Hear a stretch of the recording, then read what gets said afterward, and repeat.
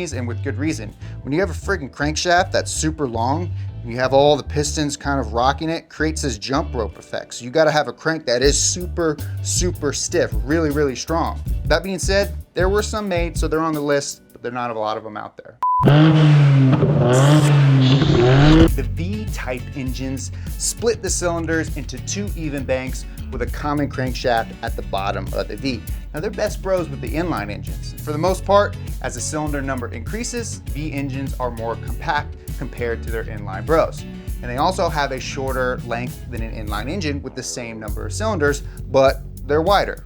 Inline engines, long and skinny. V engines, short and wide. If Nolan was an engine, he'd be a V. If I would be an engine, I'd be an inline.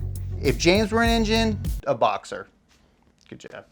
Twin cylinder Vs, the V twins. So obviously there are a ton of Harleys, the Hogs, they have V twins, but there's actually some in street bikes. I am obsessed with twin cylinder sport bikes. I have an Aprilia Mille, a Honda RC51, I've owned a Suzuki TLR, Ducati 1199, I want one of those. Volkswagen actually took a Ducati twin engine and stuffed it in their XL Sport. Mazda's first car, the R360 rear engine K car, was powered by a V twin engine. We go to V3s. There are no cars that I could find with a V3, but they are in some motorcycles. The V3 engine's got two cylinders on one bank and one cylinder on the other. It's a pretty rare configuration, but they did have some MotoGP bikes that sported this setup.